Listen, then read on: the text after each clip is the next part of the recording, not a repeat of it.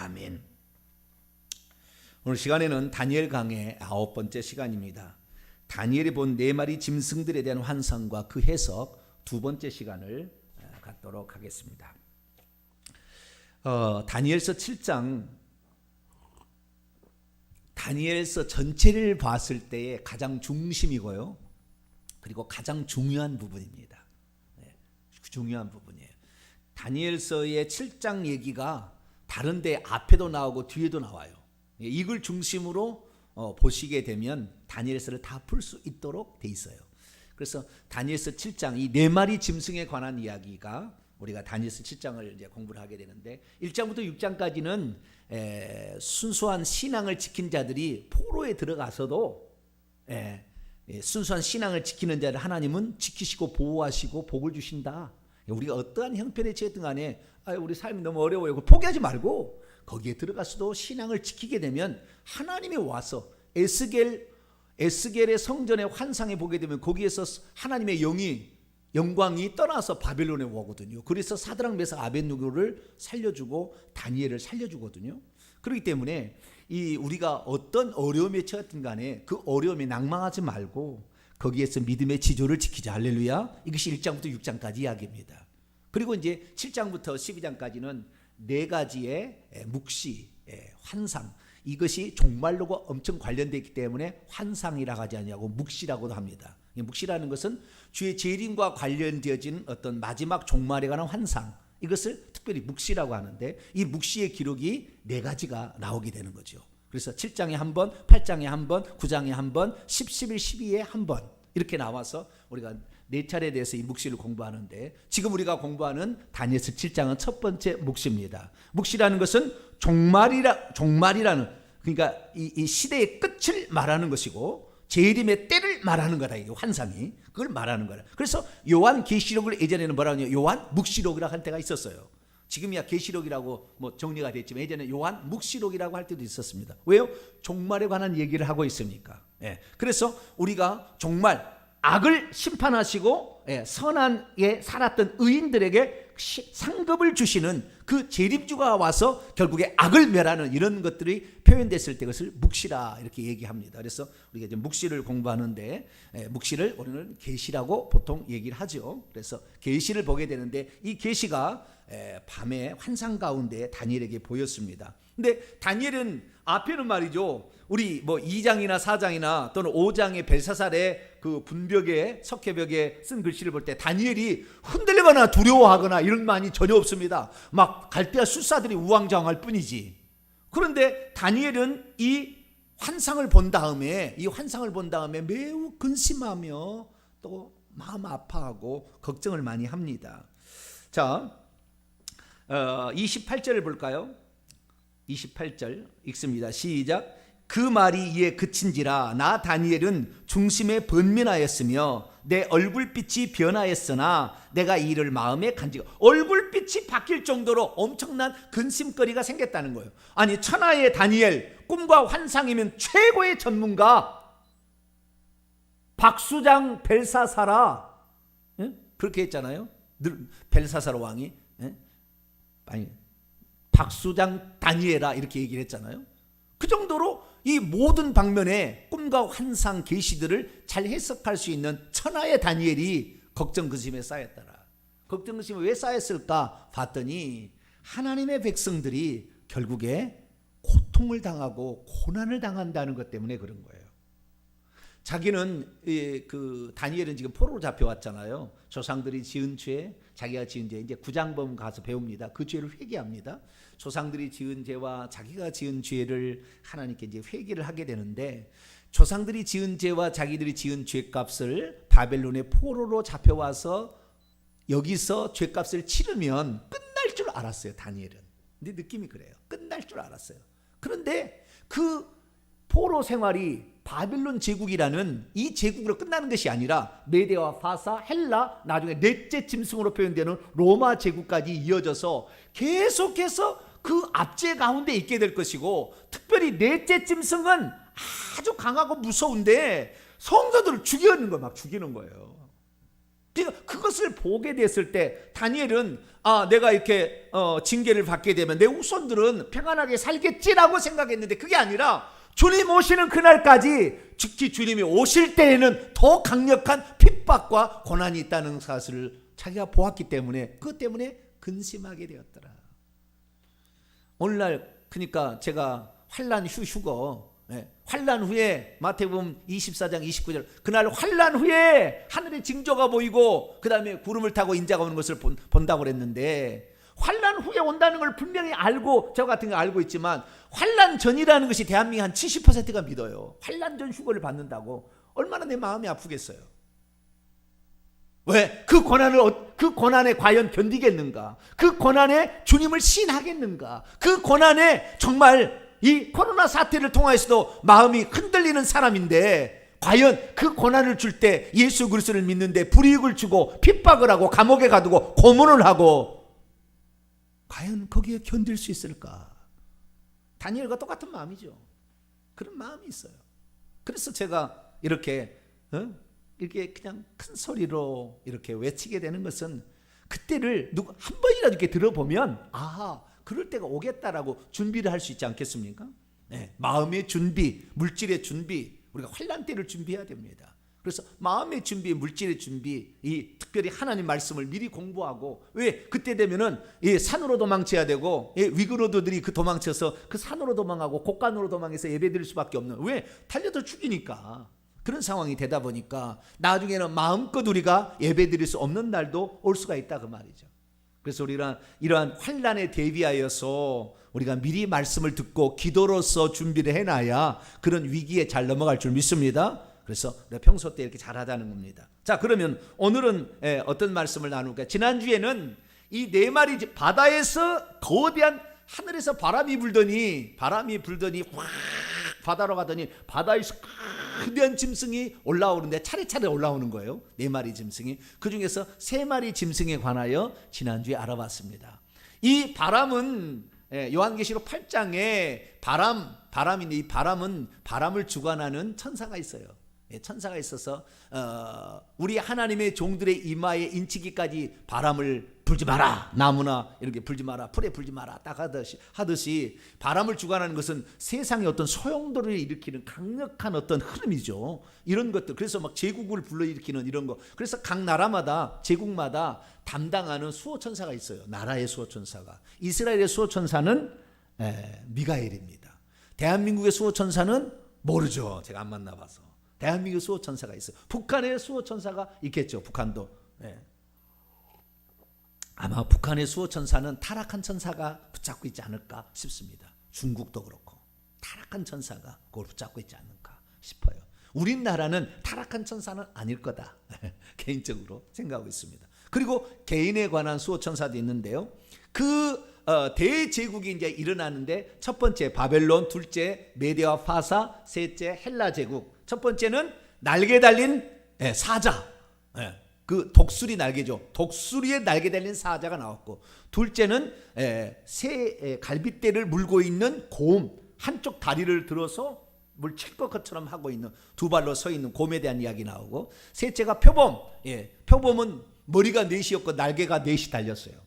그래서 이 표범에 관한 이야기를 지난주에 했습니다. 그래서 헬라 제국까지가 공부를 했고요. 이제는 넷째 짐승, 오늘은 넷째 짐승에 관한 이야기고요. 이 넷째 짐승에서, 이 넷째 짐승이 나중에 하나로 통일됩니다. 작은 뿔, 다른 뿔, 눈이 있고 입이 있는, 눈과 입이 있는, 눈들이 아닙니다. 눈과 입이 있는 이 작은 뿔에 관한 얘기인데, 뿔은 열 왕이라고 그래요. 그래서 어떠한 그 왕들을 말하는 건데, 이 작은 뿔, 다른 뿔이 뭐냐라는 그거, 넷째 짐승에 관한 이야기하면서 다른 뿔이 뭐라는 것이고, 이 다른 뿔이, 작은 뿔이 큰 뿔이 되게 되는데, 이 큰 뿔이 결국에 하나님의 백성들을 핍박하고 죽입니다. 핍박하고 죽여요. 그런데 핍박하고 죽이는데 죽이는 기간이 한 때와 두 때와 반 때예요. 몇 때요? 한 때와 두 때와 반 때. 왜 1년과 2년과 반년 이렇게 하지 아니하고 한 때와 두 때와 반 때라고 그랬을까요? 의미가 있는 거지요. 꼭 저 1년이라고 하면 1년이라 해버리면 되잖아요. 근데 그렇게 하지 않은 이유가 있어요. 좀 이따 살펴보겠습니다. 그래서 이제 우리가 명명을 합시다. 이 작은 뿔은 제가 이제 명명을 하겠습니다. 적그리스도라고 명명을 하겠습니다. 좀 이따 왜 그런지를 설명을 하겠고요. 적그리스도가 나타나는데 이 적그리스도가 이 세상을 지배하는 기간이 있다는 거예요. 지배하는 한때와 두때와 반때 동안 그렇게 성도를 괴롭히는 거예요. 그리고 재림이 오는 겁니다. 재림 직전에 이제 오늘 본문에 보니까 하늘에 보좌의 환상이 있고 그 보좌에 앉아 예측부터 항상 계신 이가 앉아 있고 인자 같은 이가 와서 드디어 이 세상의 모든 나라를 차지하게 되어서 그 나라를 이긴 성도들에게 환난과 핍박을 통과한 성도들에게 나라를 지우는 이 장면까지가 오늘 본문입니다. 그래서 오늘 본문 말씀은 마지막 때에 일어날 네 번째 짐승, 그 다음에 작은 뿔이라고 일컬어지는 적그리스도, 그리고 성도들의 환난 통과, 그리고 예수 그리스도의 재림, 그 환난의 기간이 한때와 두때 반때 의미, 그리고 재림함으로 말미암아 그리스도의 그 권세가 모든 세상을 이기게 되고 또한 이기는 자들에게 하나님께서 그 나라를 왕국을 기업으로 주는 것까지 이 부분까지 하니까 상당히 오늘 분량이 많습니다. 그래서 다니엘서 7장 전체를 우리가 공부를 하게 되면 요한계시록을 다 통달을 해야 되는 거예요. 요한계시록을 통달하려면 다니엘서 7장을 반드시 또 공부를 해야 되는 것이고, 그래서 요한계시록과 관련 지어져서 이 부분을 제가 얘기를 하도록 하겠습니다. 자, 넷째 짐승을 보겠습니다. 다니엘서 7장 7절입니다. 7절.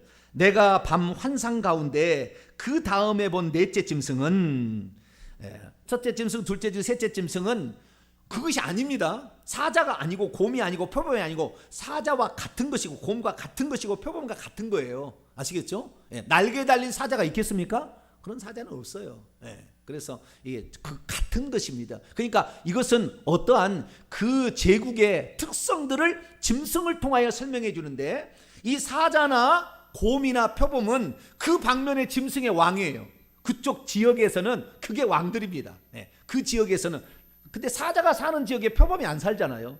다 다르게 사는데 그 어떤 제국을 점령해 가는데, 이것을 나중에 표범이 만약에 제국을 헬라 제국이었는데 표범이 나중에 사자 지역도 먹을 수도 있겠죠. 그래서 이 세 마리의 짐승이 최고의, 그 방면은 최고인데 이런 포악한 짐승이죠. 날렵한 짐승이고요. 그다음 무릎 뜯는 짐승이고 해치는 짐승인데, 이 짐승들의 이야기를 우리가 지난주에 살고, 이제 넷째 짐승인데 넷째 짐승은 어떻게 설명이 안 돼요.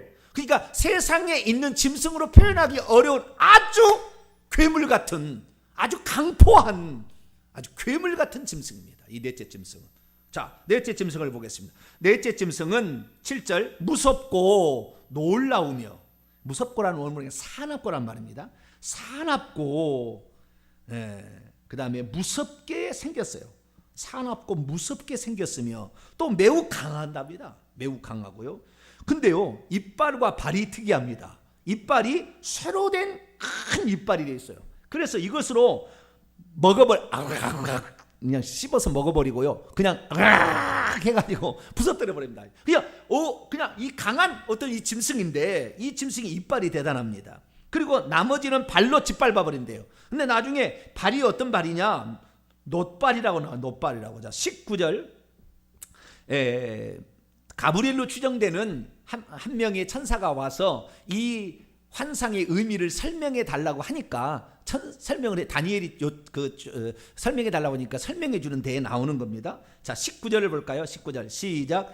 이에 내가 넷째 짐승에 관하여 확실히 알고자 하였으니 곧 그것은 모든 짐승들과 달라서 심히 무섭더라. 매우 사납더라. 원문은 매우 사납더라. 그 이빨은 쇠요, 그 발톱은 노시니 먹고 부서뜨리고 나머지는 발로 밟았으며. 그래서 앞에는 발이 무슨 발인지 안 나왔는데 뒤에 보니까 놋발이에요. 놋은 무겁습니다. 놋은 엄청 무거워서 진 이겨버린다 그 말이에요. 그래서요, 그 앞에 바벨론, 메데와 바사, 헬라 제국은 진 이겨버리지는 않았어요. 항복하면은 그냥 또 웬만하면은 거기에 있는 그 군인들만 죽였지 백성들과 어린아이를 죽이지 않았는데요. 로마는 이 넷째 짐승을 우리 로마라고 추정하는데 대부분의 100%가 그렇게 일치해요. 아니라는 사람은 거의 없습니다. 근데 이 넷째 짐승이 로마 제국, 헬라 제국 다음에 일어난 대제국은 로마 제국밖에 없거든요. 그래서 로마 제국이 맞아요. 99.999%일 거예요. 근데 이 로마 제국은 어떤 나라에 있느냐? 이 나라는 인정사정이 없어요. 인정사정이. 항복하면은 예를 들어서 알렉산더가 바빌론에 쳐들어갈 때 항복하니까 다 살려주거든요. 아무런 해를 끼치지 않냐고. 심지어 유다를 알렉산더가 우리 남유다 있지 않습니까? 그 남유다가 아니라 이제는 뭐 망한 나라니까 좌우지간 남유다가 아니고 이제는 뭐 제2성전 시대의 그런 시대에 헬라가 남유다까지 오게 되는데 남유다가 오게 되는데 환상을 얘기해 주자 헬라의 알렉산더가 여기를 치지 마라고 그래요. 남유다 그 예루살렘을 치지 말라고 그래요. 제2성전 지은 그 이성전을 치지 말라고 그래요. 좀 인간미가 좀 있어요 뭔가. 그런데 로마는 그렇지 않아요. 쑥대밭을 만드는 거예요. 쑥대밭을. 그래서 로마가 가장 오랫동안 통치를 합니다. 바벨론 70년, 메데와 바사 200년, 헬라 제국은 150년 정도 될까요? 되고요. 그 다음에 로마 제국은 500년, 600년을 갑니다. 이렇게 해서 엄청난 많은 이런 그 시간 동안 지배를 하는 그런 것인데요. 이 네 번째 나라를 누구라 하느냐? 두 군데 해석이 왔는데 0.1%는 여기는 헬라 제국이다 이렇게 많은 사람들이 있는데 아닌 것 같고요. 앞에 다 나왔고요. 로마 제국으로 보시면 좋을 것 같습니다. 그런데 이것이 로마 제국인지 아닌지 더 알 수 있는 사실은 8절입니다. 8절. 자, 8절 읽습니다. 시작. 내가 그 뿔들을 유심히 보는 중에 잠깐만요. 7절 하반절 맨 끝에 10뿔을 가지고 있다고 그랬죠. 그죠? 10뿔 있다는 걸 알고요. 자, 다시 8절 읽습니다. 시작. 내가 그 뿔들을 유심히 보는 중에 다른 작은 뿔이 그것들 사이에서 나와더니 첫 번째 뿔들 중에 셋이 그것 앞에서 뿌리까지 뽑혔으며 이 작은 뿔에는 사람의 눈과 같은 눈들이 있고 눈들이 있네요. 눈들이 있고 또 입이 있어 큰 말을 하였더라. 저는 단순 줄 알았더니 눈들이네요. 눈들. 여러분 이 뿔이라는 것은 뭘 상징합니까? 뿔은 들이받는 것입니다. 염소가 들이받을 때 뿔로 들이받잖아요. 코뿔소 뿔로 들이받고 코뿔소의 뿔은 뿔인가요? 콩가요? 코뿔소의 뿔도 뿔이겠죠? 머리에서 나지 않냐고 입에서 올라와서 이것이 문제인지 모르겠는데 자 우리가 뿔이라 받아버리는 거죠. 그래서 이 받는 것을 권세를 상징한다 이렇게 합니다. 그래서 10뿔이 있는데요. 이 10뿔이 이 짐승에 있었어요. 자, 다시 표현합니다. 이빨은 쇠이빨, 발은 놋발과 발톱이죠. 놋발톱이고. 그리고 머리가 있는데 머리에 10개의 뿔이 있답니다. 이 짐승에 뿔이 있는데 10개의 뿔이 있는데요. 이 뿔들 중에 찬찬히 보니까 10개의 뿔들 중에 작은 뿔이 거기에서 올라오더라는 게 하나의 뿔이 이렇게 다시 이제 솟아 올라오는 거죠. 자라서 올라오니까 이전에 있었던 뿔들 중에 세 개의 뿌리째 뽑혀버렸어요. 뿌리째 뽑혀보면서 이 작은 뿔이 올라요. 작은 뿔이 큰 뿔로 바뀝니다. 자 뒤에 봅니다. 뒤에 20절입니다. 20절 읽습니다. 시작. 또 그것의 머리에는 10뿔들이 있고 그 외에 또 다른 뿔이 나오매 새 뿔이 그 앞에서 빠졌으며 그 뿔에는 눈들도 있고 큰 말을 하는 입도 있고 그 모양이 그의 동료보다 커 보이더라. 이거 점점 커지는 거예요. 나머지는 약화가 된 거, 그게 상대적으로 커지는 거죠. 그래서 이 작은 뿔이 나오는데 이 작은 뿔이 나중에 큰 뿔이 되는 거죠. 그래서 이 작은 뿔과 큰 뿔의 사이를 무엇으로 해석하느냐가 이제 문제겠죠. 그래서 이 다니엘에게 해석해 준 천사가 이 뿔이 무슨 역할을 하는 것인가를 해석을 해주는데 자 21절입니다. 이 뿔이 어떤 역할을 하는 것이냐. 자 21절 있습니다. 시작. 내가 본즉 이 뿔이 성도들과 더불어 싸워 그들을 이겼대요. 성도들을 이렇게 싸워서 이기는데 어떻게 이겼느냐라는 것을 설명을 또 해줍니다. 23절부터 봅니다. 모신자가 이처럼 이르되 넷째 짐승은 땅의 넷째 나라다. 그러니까 지금까지 헬라 제국이 지나갔으니까 넷째 나라는 로마 제국입니다. 헬라 제국을 무너뜨리고 이 세상을 지배한 나라는 넷째 나라니까 로마 제국이죠. 넷째 나라인데 이는 다른 나라들과 달라서 온 천하를 삼키고 짓밟고 이빨로 부서뜨릴 것이며 그의 10뿔은 그 나라에서 일어날 10명의 왕들을 말한다. 10명의 왕들을 가리킨다. 그 후에 또 하나가 일어나리니, 이게 작은 뿌리죠. 작은 뿌리 일어나리니 그는 먼저 있던 자들과 다르고, 먼저 있던 왕들과 다르고, 또 새 왕을 아까 뿌리, 세 개의 뿌리채 빠졌다는데 새 왕들을 복종시킬 것이며, 25절 읽습니다. 시작. 그가 장차 지극히 높으신 이를 말로 대적하며 또 지극히 높은 이의 성도를 괴롭게 할 것이며, 또 그가 때와 법을 고치고자 할 것이며, 성도들은 그의 손에 붙임받아 한 때와 두 때와 반 때를 지내리라 돼 있죠. 자, 여기 보니까 이 또 하나 뿌리, 작은 뿌리 올라와서 큰 뿌리 되는데, 이 뿔에는 눈들이 많이 달렸대요. 세계를 다 감찰하는 거죠. 예수님께서 이 눈들이 있잖아요. 7눈들, 7뿔이 있잖아요. 예수님도 요한계시록 5장 6절에 보면. 그래서 어린 양이 그게 있다는 것은 어린 양도 권세가 있고요. 그 다음에 그것을 그 눈으로 감찰을 하는 거거든요. 모든 것을. 그러니까 이 어떤 이 뿔이 가지고 있는 정보력, 이 뿔이 전 세계를 지금 다 보면서 감시하고 있는 것을 표현해 주고 있는 거죠. 뿐만 아니라 입이 하나 달렸는데, 입이 무슨 말을 하는가 보니까 하나님을, 25절, 지극히 높으신 하나님을 말로 대적합니다. 자, 지극히 높으신 하나님이라고 말하는데요, 잠깐 여기에서 하나님에 관한 이야기를 잠깐 하고 넘어갑니다. 자, 13절을 봅니다.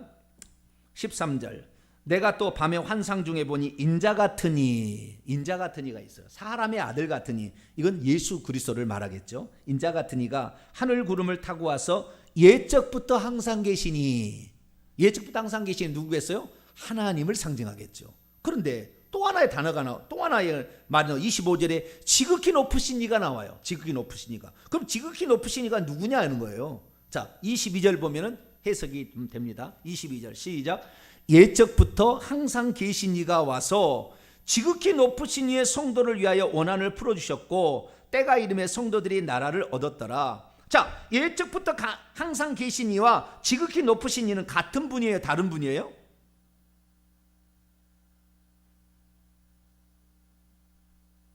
만약에 두 존재가 같다 그러면은 22절 이렇게 해야 되겠죠. 예적부터 항상 계신 이가 와서 그의 성도들을 위하여 또는 자신의 성도를 위하여 원한을 풀어주셨고 심판을 행하셨고 때가 이름에 성도들이 나라, 그렇게 해야 되잖아요. 그런데 다른 표현을 또 썼단 말입니다. 예적부터 항상 계신 이가 있고 지극히 높으신 이가 있고 그 다음에 인자 같은 이가 있어요. 이게 바로 삼위일체의 신비죠. 한 분 하나님의 신비입니다. 요한계시록을 통해 이걸 풀어야 돼요. 근데 요한계시록에 이 하나님이 어떤 분인지가 나오는 것이 1장에 그 다음에 1장과 4장 5장에 나옵니다. 1장과 4장 5장에 하나님이 어떤 존재인지가 딱 나와요. 그래서 우리가 이걸 알아야 되는데, 자, 이렇게 뭐 시간이 없는 관계로 그냥 제가 다 간단하게 설명하겠습니다. 하나님은 지극히 높으신 이에요. 지극히 높으신, 더 이상 높을 수가 없는 지극히 높으신, 지극히 높으신 분인데 이분이 예적부터 항상 계셨어요.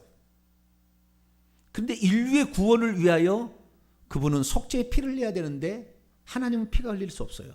그래서 사람의 모양으로 이 땅에 보냈습니다. 예적부터 항상 계시니 지극히 높으신 이죠. 이분은 한 분 하나님이에요. 지극히 높으신 이는 한 분 하나님인데 이 한 분 하나님이 많은 사람이 예적부터 항상 계신이라고 불려왔죠. 옛날부터 태고로부터 계속 계셨으니까. 시작도 없고 끝도 없는 분이 존재해왔으니까. 그런데 우리를 위하여 하나님께서 어떤 계획을 세웠죠.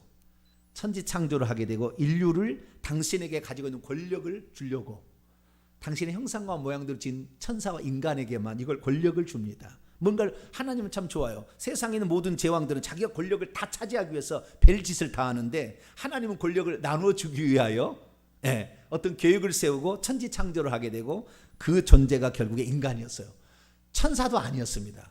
천사는 종으로서 지음을 받았고 우리는 하나님의 상속자, 인간은 하나님의 상속자로 계획을 세운 거죠. 그래서 하나님이 이 계획을 추진하는데 결국에 천사 종이 하나님 주인 되고를 하다가 하늘에서 쫓겨나가지고 결국에 인간을 지은데 인간에 가서 미혹을 해서 인간도 죄짓게 만들어서 하나님의 뜻을, 경륜을 파괴합니다. 그래서 결국에 하나님께서는 그 인간을 하나님 나라의 상속자로 당신의 권력을 줘서 똑같이 그리스도와 더불어 왕 노릇하는, 왕처럼 다스려야 할 존재로 우리 인간이 천사는 그게 아닙니다. 그래서 우리가 하기 위해서 어떻게 하느냐? 하나님이 자기 희생을 통하여 사람이 되어 오셔서 죄값을 지불하시고 우리를 구원하시는 거죠. 그래서 인자 같은 이라는 이 예수 그리스도는 하나님의 다른 방면이라고 생각하시면 돼야지. 쉽게 말해서 만세전부터 하나님은 성부, 성자, 성령으로 있었다. 여기는 성령 나오지도 않아요. 성령 나오지도 않은데 좌우지간 성령은 하나님의 영이니까 뭐 더 이상 필요가 없겠죠. 뭐 설명 안 해도. 근데 이 한 분 하나님이 결국에 당신의 일을 하기 위해서 이 땅에 인자 같은 이로 오신 거예요. 그러나 하나님은 동시 존재가 가능하기 때문에 하늘에도 계시고 보좌에도 앉아 계시면서 또한 이 땅에 육신을 입고 오셨다가 그분이 올라가셔서 다시 보좌에 앉으신 거예요. 그러니까 우리는 이 삼위일체도 맞지만 한 분 하나님에 대해서 놓쳐버리면 세 분 하나님으로 착각할 수가 있는데 여기서도 분명하게 얘기합니다. 지극히 높으신 이 한 분 하나님, 그리고 예적부터 계신이라고 불려왔던 그 여호와 뿐만 아니라 인자 같은 이 예수 그리스도. 성령은 나오지도 않습니다.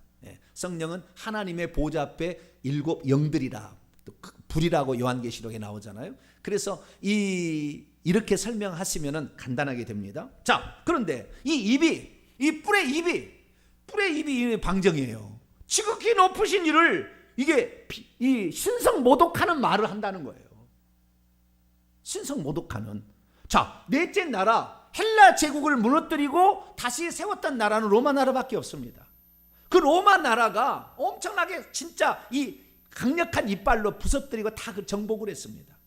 그래서 지중해를 자신의 호수라고 여겼다는 거예요. 로마가 지중해 아프리카 다 정복하고 마게도니아 이탈리아 쪽 다 정복하고 여기가 바로 헬라 제국의 본산지역 다 정복하고 그 다음에 메디아 파사 지역인 이 바벨론까지 다 정복을 하는 거예요. 그래서 로마가 이 지중해를 자기 호수라고 생각하면서 전 세계를 지배하게 되는데 이 로마 나라가 결국에 어떤 나라는 로마 나라를 보니까요 10개의 게르만족이 모인 나라예요.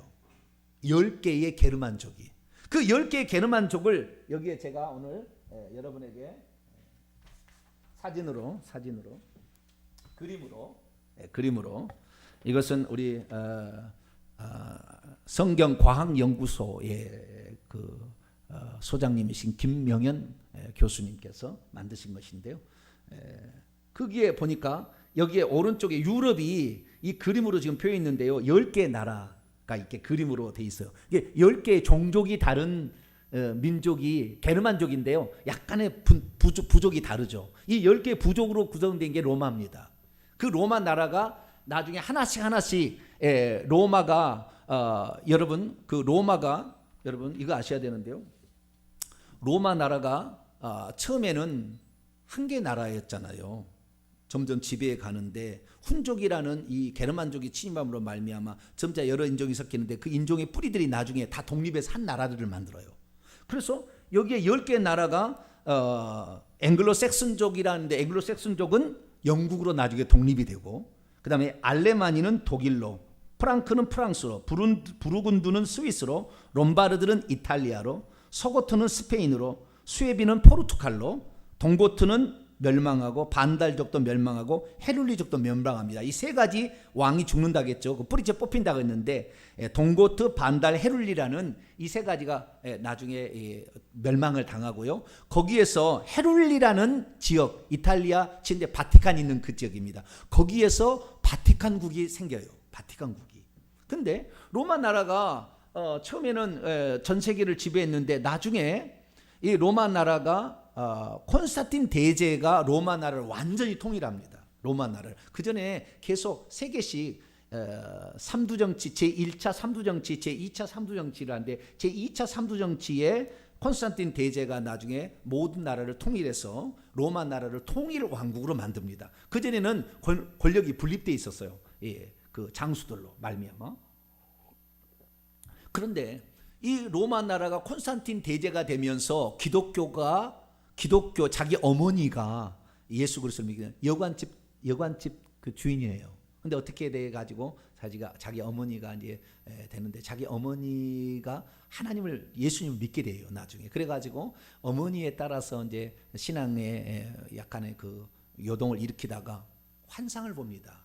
저게 반대편에 로마의 큰 제왕 장수와 싸우게 되는데, 이 싸우게 될 때에 환상을 보는데요. 그 환상이 하늘에서 십자가 모양의 어떤 그 형상이 나오면서 이것을 가지고 전쟁에 나가라는 음성이 들려요. 그것은 여러 가지 학설이 있어요. 여러 가지 학설이 있는데 다양한 이런 그 이야기들이 있는데, 자우지가 그런 환상을 보게 되자 그것을 방패로 만들고 모든 깃발을 만들어서 이게 십자가입니다. 그 십자가로 결국에 나가서 전쟁에 승리해서 로마를 통일하게 되자, 기독교를, 그전에는 어때요? 기독교를 핍박했잖아요. 그 네로 황제 또는 뭐 도미시안 황제, 이런 아주 잔인한 황제들이 기독교를 핍박했다가 313년에 기독교는 나쁜 종교가 아니다, 이건 좋은 종교다라고 인정을 해주는 것이 313년에 기독교로 인정을 해주고요. 그리고 321년에는 기독교를 인정해 준 다음에 321년에는 일요일을 공휴일로 선포를 합니다. 일요일을 공휴일로. 그래서 이 로마 나라가 어떤 나라였냐면은, 로마 나라는 다른 나라하고 좀 다른 것이 하나가 있었는데, 그건 뭐냐면 로마의 황제가 모든 종교의 그 제사장의 꼭대기 노릇을 했습니다. 폰티펙스 막시묵스라고 하는데요, 이 그 제관이라고 하는 제사장의 꼭대기 일도 했습니다. 그러니까 왕과 제사장 역할을 동시에 한 나라가 로마 나라예요. 그런데 이 콘스탄틴 대제가 그것을 자기도 그것을 물려받아서 가지고 있는데, 이것을 가지고 있는데 내가 다른 종교의 제사장이 다 되는 겁니다. 태양신 종교의 제사장도 되고, 다 다른 종교, 수많은, 로마는 엄청 종교가 많잖아요. 그 꼭대기가 자기가 가지고 있는 거예요. 그런데 여기에다가 이제 기독교를 용인했잖아요. 기독교를 용인해서 기독교인데 기독교가 진짜 같거든. 네. 그러니까 이 제관을 내가 계속 갖고 있다는, 이방 종교의 제관이 될 수 있겠다 해서 나중에 이 제관을 내놓습니다.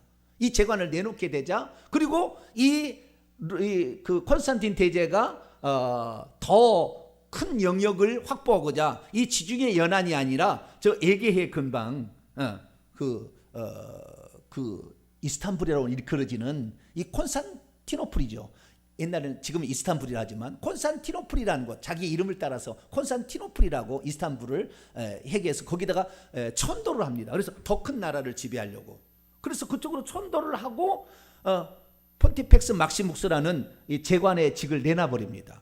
그러자 이 제관직을 당시에 로마의 주교가 있는데, 이 로마의 주교가 자기한테 그걸 달라고 그래요.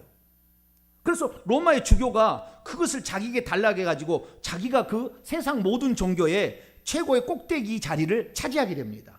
그때에 다른 종교들을, 태양신을 섬기는 다른 많은 종교들의 이런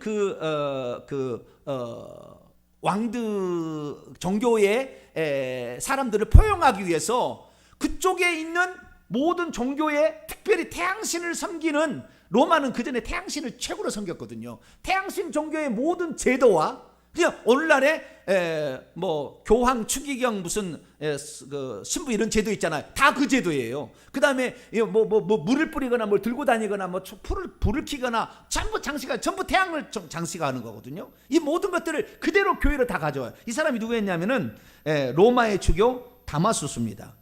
다마수스. 그래서 이 콘스탄틴 대제 이후에 이 378년에 로마의 주교 다마수스가, 이 다마수스는 콘스탄틴 대제가 그 제관을 내놓은 게 아니라 그 뒤에 누굽니까?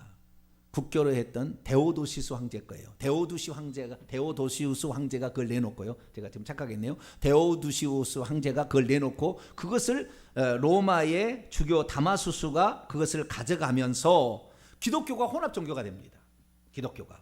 그리고 이 천도를 하잖아요. 천도를 330년에 합니다. 천도를 321년에 일요일을 공휴일로 해서 모든 사람이 예배드리게 자유롭게 해주고요. 그 다음에 천도를 해서 330년에 콘스탄티노플로 천도를 한 다음에 동로마 제국, 그때부터 동로마 제국이라는데, 이때부터 로마의 게르만족이 쳐들어왔던데 하나씩 독립해 나갑니다. 이제 독립을 해 나가는 거예요. 그래가지고 오늘날에 영국, 프랑스, 스페인, 독일 막 이런 게 생기는 겁니다. 이 독립을 해가는데 이 비어버린 자리를 로마의 주교가 왕처럼 이제 그 자리를 차지하고, 그래서 자기가 꼭 교황인데, 교회의 우두머리인데 세상 모든 종교의 우두머리까지 차지하게 됐잖아요, 다마수스가. 그 다음부터는 세상 모든 종교니까 세상 모든 나라를 내가 지배한다라고 생각했어요.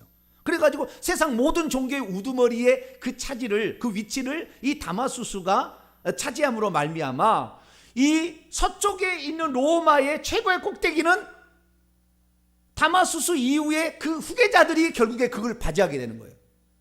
그러다 500년에 들어가서 결국에 교황이라고 자기가 선포하는 주교가 자기를 교황이라고 선포함으로 교황이 시작돼서 500년에서 1500년까지 로마 교황이 이제 유럽을 다 지배하는 그런 상태로 되는 거죠. 그래서 여기에 지금 작은 뿔이라는 게 무슨 말이냐면, 이 작은 뿔,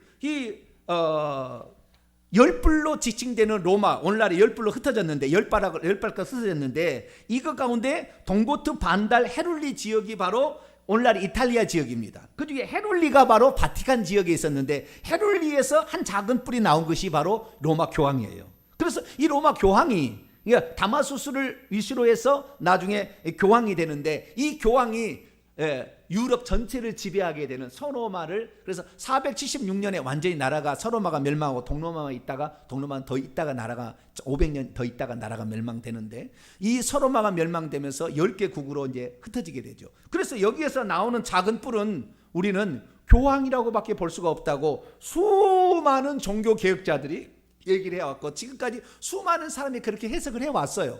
저도 거기에 대해서는 동의합니다. 왜? 그거밖에 없으니까. 그럼 어떻게 그러면 그것을 로마 교황이라고 얘기하느냐? 그게 결정적인 단서가 21절이에요. 21절. 내가 본즉 이 뿔이 어떤 뿔입니까? 다른 뿔. 20절에 10뿔 가운데서 세 뿔을 뿌리째 뽑아버리고 이 세 나라를 멸망시키는데요. 이 세 나라를 어떻게 멸망시키냐면, 교황이 그때 당시에 다리우스 2단이 있었죠. 다리우스. 모르시죠? 네, 여러 가지 또 다리우스가 아니라 아리우스 죄송합니다. 아리우스 2단이 있었잖아요. 예수님을 피조물로 보는, 예수를 피조물은 아리우스 2단이 있었는데, 아리우스 2단이 동고트 반달 헤룰리 지역에 있었는데 이들을 다 쫓아버립니다. 그래서 여기에서 교황이 나오기 때문에 이 뿔이 성도들과 싸워 그들과 이겼는데, 그리고 나서 22절, 예적부터 항상 계시니 와서 지극히 높으신 성도들을 위하여 재판을 열고 때가 이름에 성도들 나라 재림이라고 말이에요. 그래서 오늘날에 예수 그리스도의 재림은 로마 제국 다음의 재림입니다. 예수 재림입니다. 그런데 로마 제국이 이미 있었고 그 나라가 10뿔로 흩어졌고, 거기 산뿔이 나와서 로마 교황이 또 1000년을 500년부터 1000년을 다스렸잖아요. 그리고 다시 또 500년이 지나간 거예요. 종교계 의회.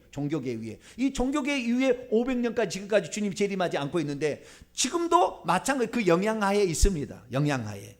그래서 우리가 경륜으로 봐서는요, 이미 다니엘서를 봐서는 주님의 재림의 때가 이미 지났어요. 이 작은 뿔이 활동하고 성도들을 핍박하고 나서 오는데, 그 나서가 바로 온다고 말은 하지 않지만 이 넷째 나라의 작은 뿔 후에 주님이 재림한다. 그런데 이 작은 뿔이 성도들을 핍박하는데 얼마를 핍박하느냐? 상상할 수 8천만 명을 죽여요. 예수 믿는 사람들을. 이 교황이 8천만 명을 죽여요. 성경 가졌다고 죽이고 교황이. 그런데요, 왜 이 작은 뿔을 교황이라고 하냐면, 입으로 말이죠. 25절에 입으로 지극히 높으신 이를 대적한다고 그랬잖아요. 지극히 높으신 이를 대적한다. 그럼 어떻게 대적했느냐? 교황을 천주교에서는 어떻게 부르냐면 이렇게 참칭을 합니다. 교황은 이게 이제 그 카톨릭 교회 사전을 보면 이렇게 되어 있습니다. 교황은 대단히 존엄하시고 지극히 높임을 받으셨으므로 그는 단순한 하나의 사람이 아니라 말하자면 하나님이시며 하나님의 대리자이시다. 천주교는 그렇게 믿어요. 하나님을 참칭하는 존재가 되는 거예요. 뉴욕 교리 문답을 보게 되면 교황은 땅에서 예수 그리스도의 위치에 있다. 신적 권능을 가진 교황은 그리스도의 대리자요 모든 교회의 머리요 모든 기독교들의 아버지요 교사이다. 그는 무오한 통치자이며 교회의 기초자이시다. 그는 하늘과 땅의 최고의 사법권을 가진 땅에 있는 하나님 자신이다. 교황을. 그렇기 때문에 우리는 이 작은 뿔을 교황이라고 보는 거예요. 교황 대관식에서 교황이 하는 말이 있습니다. 교황 대관식을 하게 될 때 교황에게 당신은 군주들과 제왕들의 아버지시며 세계의 주교요 구세주 예수 그리스도의 지상 대리자임을 잊지 마시고 세계의 관으로 꾸며진 삼중관을 받으소서. 하늘과 땅과 지하의 주권자의 관을 받으소서 하고 삼중관을 씌워줍니다. 교황 그레고리 7세 1015년에서 1085년에 살았던 교황 그레고리 7세는 뭐라고 했느냐? 모든 왕들은 오직 그의 발 앞에 입맞춰야 한다. 모든 황제들을 폐위할 수 있는 권세가 그에게 속해 있다. 교황은 누구로부터도 심판받을 수 없다. 로마 교회는 성경에 비추어 결코 오류를 범할 일도 없었고 또 미래도 영원히 실수하지 않을 것이다.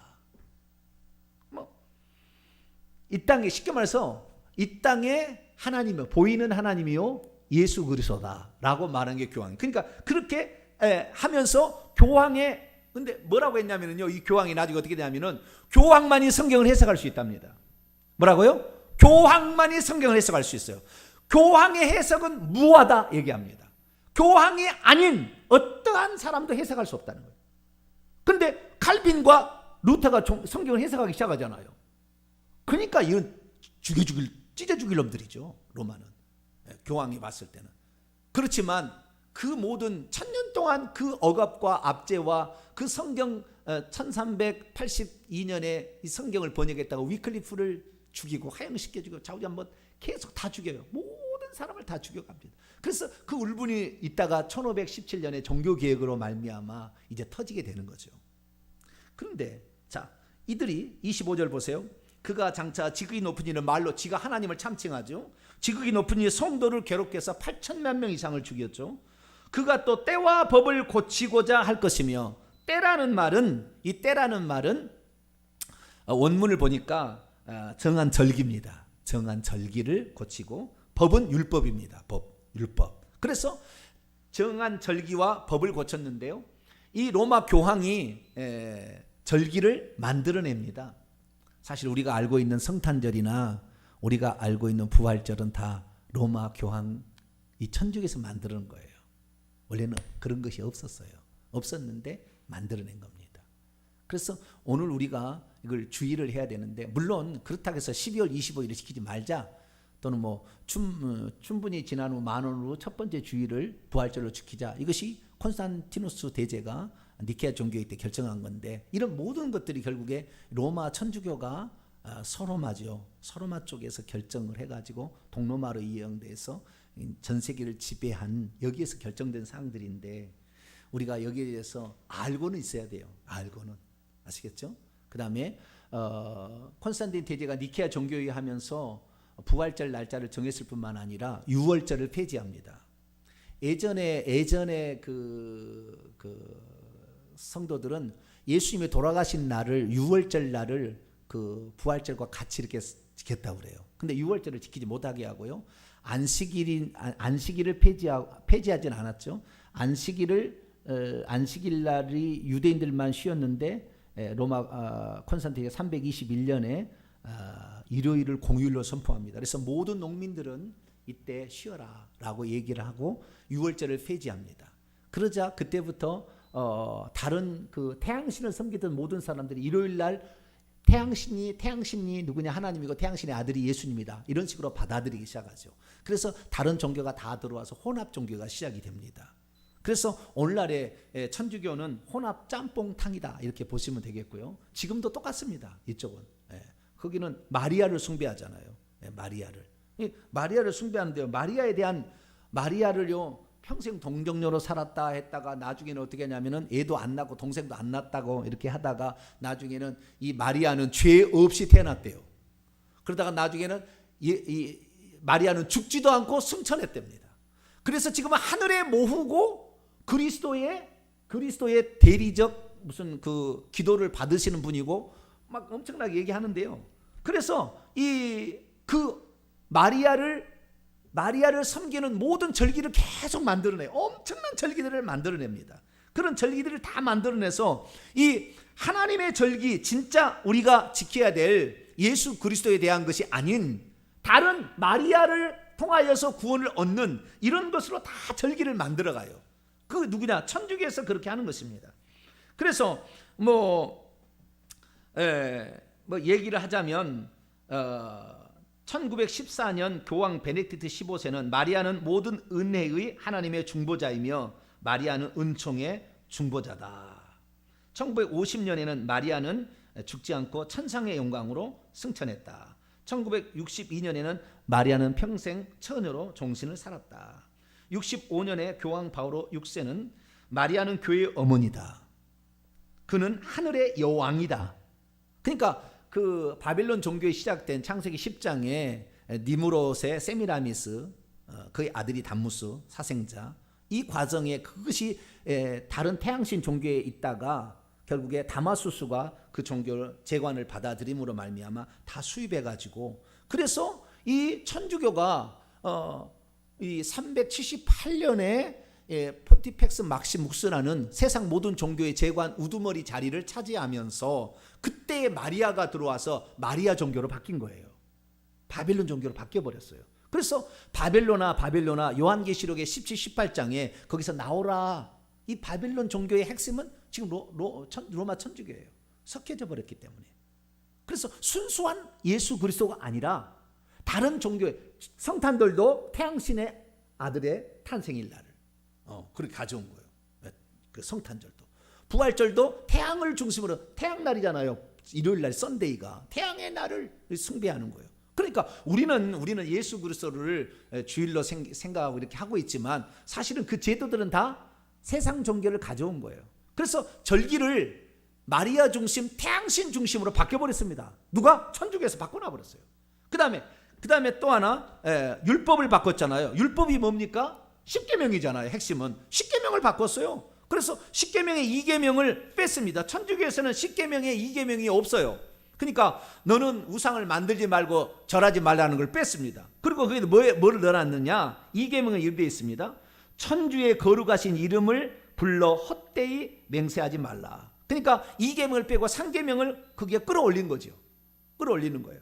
그래서 하나씩 끌어올렸다가 마지막 10번째 계명, 내 이웃의 집을 탐내지 말라, 아내를 탐내지 말라. 이건데 이 두 가지를 나눠서 남의 아내를 탐내지 말라, 이것을 9계명, 남의 재물을 탐내지 말라를 10계명에서 10번째 계명을 2개로 바꿨습니다. 그래서 10계명을 만들었어요. 그래서 천주교의 10계명은 이 우상을 만들 만한 계명이 빠져 있고요. 10번째 계명을 2개 나눠서 90이 되어 있고요. 뿐만 아니라 안식일을 기억하여 거룩히 지키라를 주일로 지키라라고 바꿔놨습니다. 주일을 지킨다는 게 틀렸다는 게 아니고 그것을 천주교에서는 일부러 바꿔버렸어요. 그럼 오늘날 안식일을 지킨다고 해서 지옥 갈 사람은 아닙니다.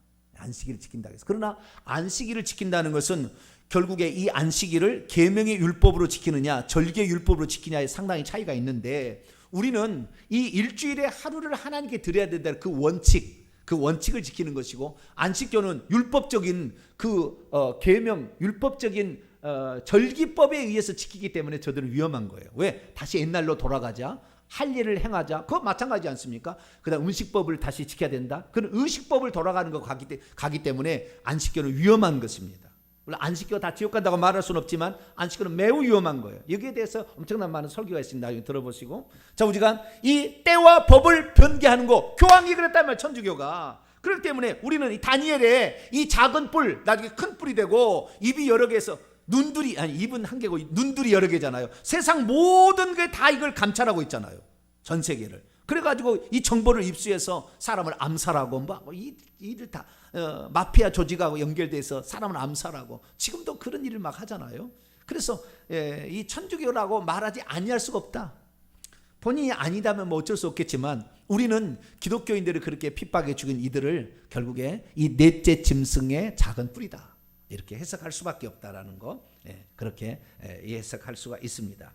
그리고 그 다음에 그런데 마지막 25절 하반절, 그러면 이 작은 뿔이 성도들을 괴롭히고 핍박하고 죽이는데 얼마 동안 하느냐? 한 때와 두 때와 반 때를 그렇게 한대요. 한 때와 두 때와 반 때를. 그러면 한때와 두때와 반때는 어떤 것이냐? 한때와 두때와 반때. 한때 12장 봐봐요. 다니엘서 12장에 13절을 봅니다.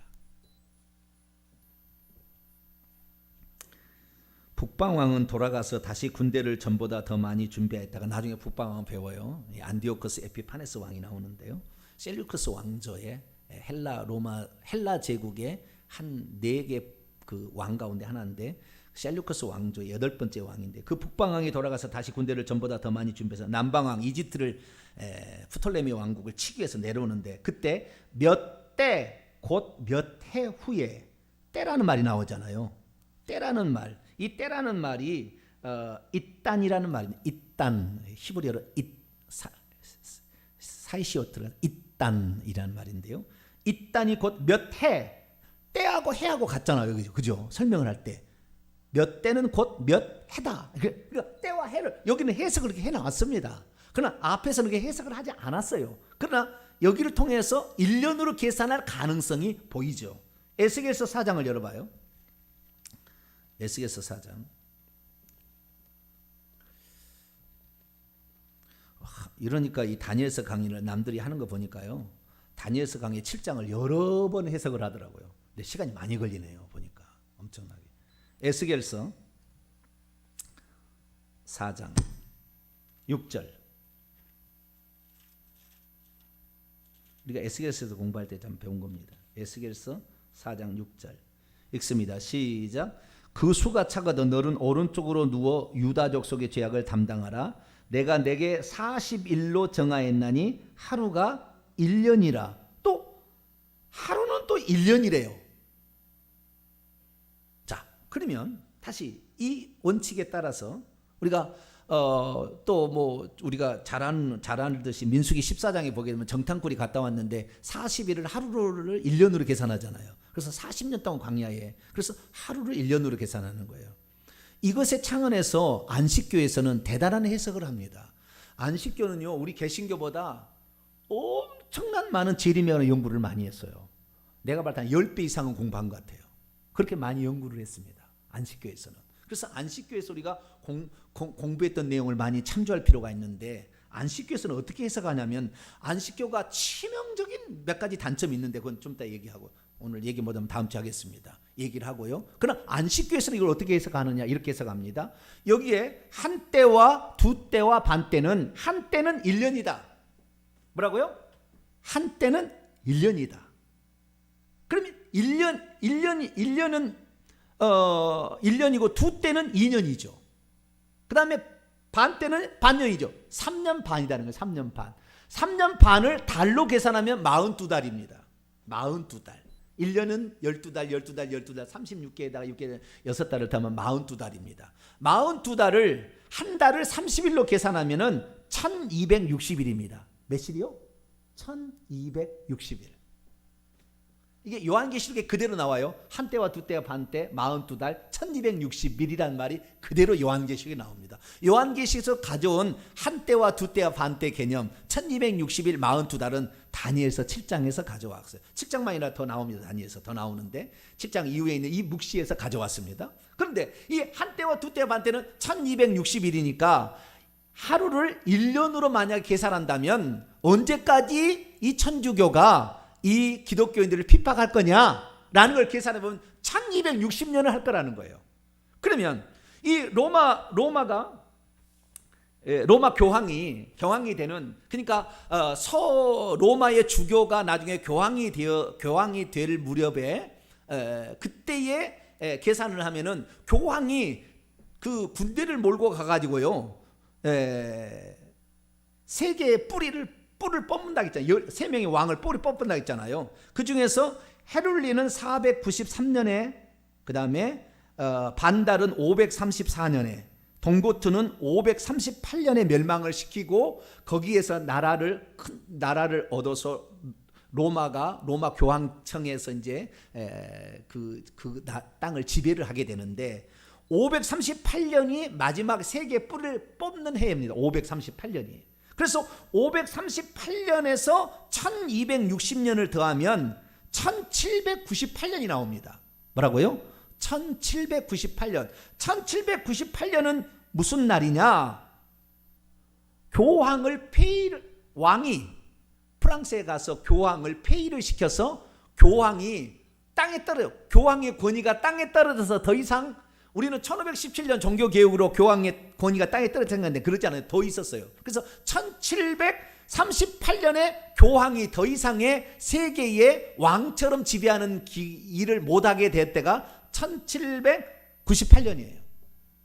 1260년을 더해가지고 요때입니다. 그래서 이 저쪽 안식교에서는 그렇게 풀기도 합니다. 그게 맞을까요? 물론 뭐 해석은 누구나 자유니까 그렇게 해석할 수도 있겠죠. 근데 저는 그렇게 보지 않습니다. 뭐 그렇게 본다고 해서 뭐 틀렸다고 말할 수는 없겠죠. 그러나 뭐 거기에서 안식교에서 해석하는 것이고, 안식교에서 치명적인 단점은 뭐냐면, 치명적인 단점은 뭐냐면 이 안식교의 엘렌 G 화이트라는 이 여사가 이 해석해놓은 그 해석을 최고의 선지자, 예수님 다음에 최고의 선지자로 봐요.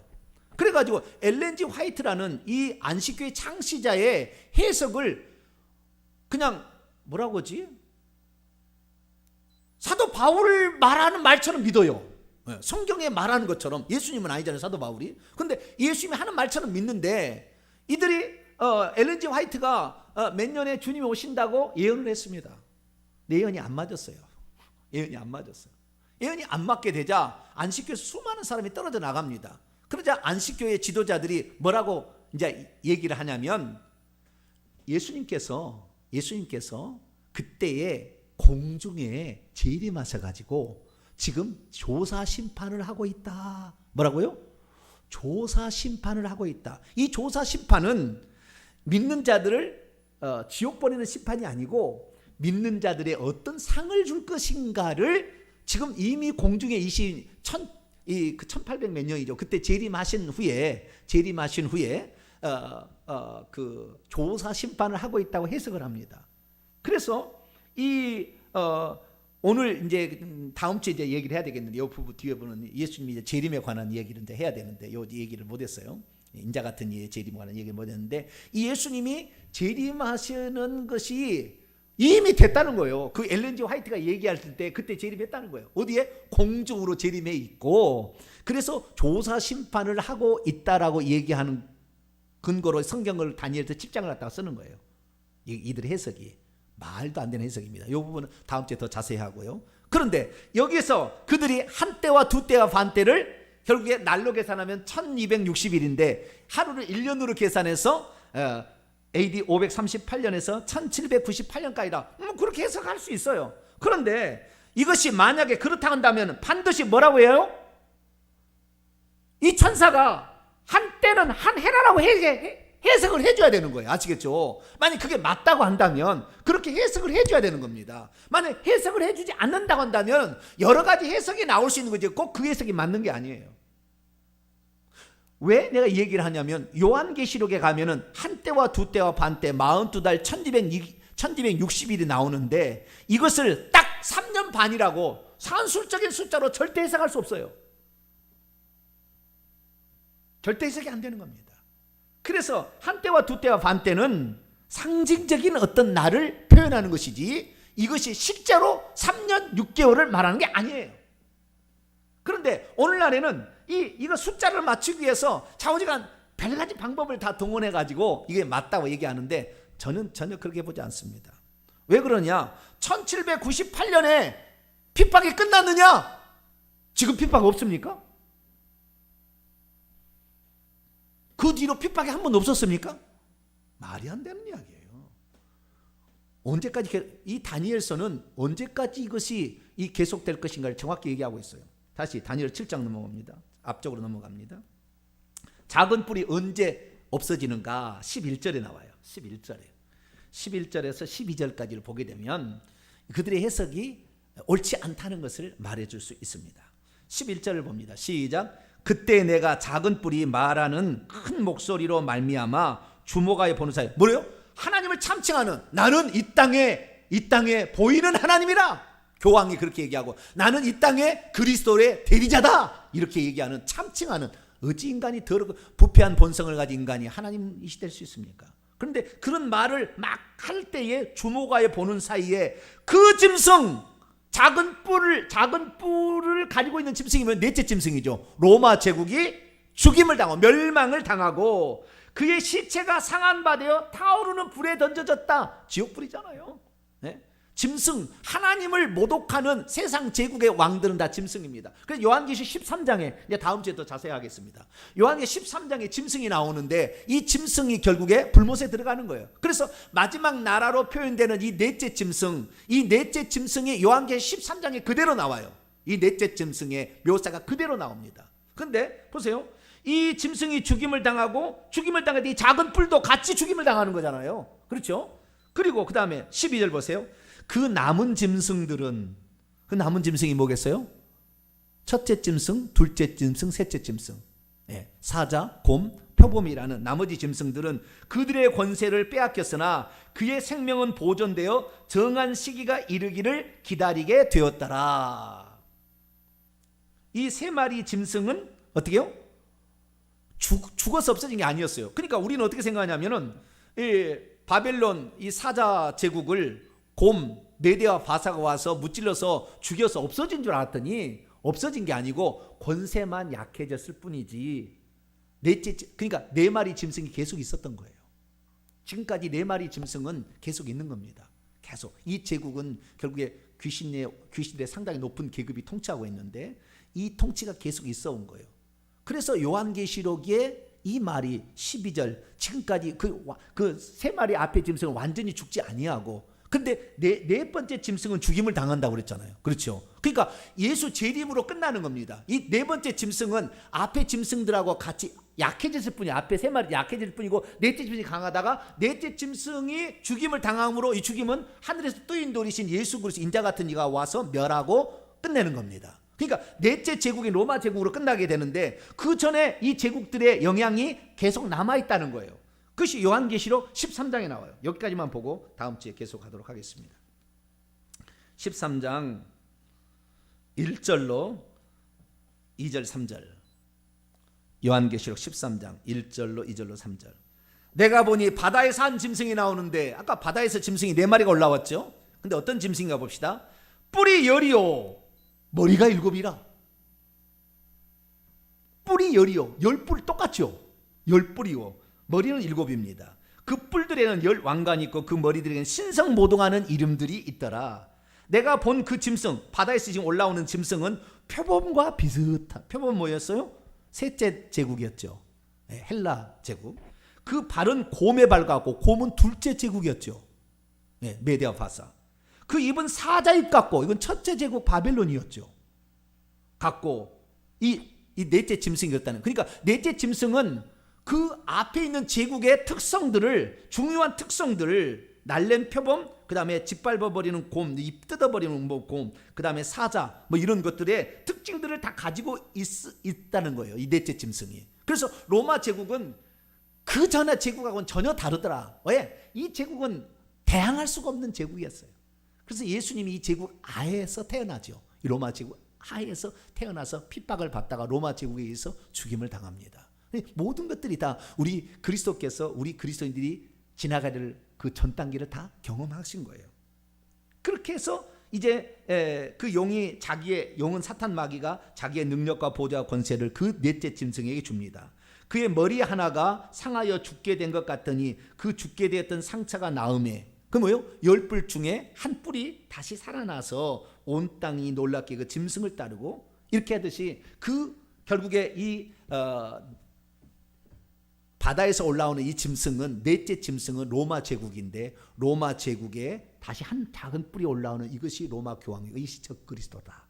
이렇게 표현할 수가 있는 거예요. 그래서 이 다니엘서 7장을 통하여 우리는 주님의 재림의 때가 나오는데 한 때와 두 때와 반 때의 의미는 오늘 설명을 못했습니다. 그것은 날짜로 계산하는 저쪽 안식일 교회에서 해석을 하지만 뭐 맞으면 맞는다고 하는 것이고요. 그러나 저는 그렇게 보지 않는다. 왜 보지 않느냐는 다음 주에 계속해서 하도록 하겠습니다. 기도하겠습니다.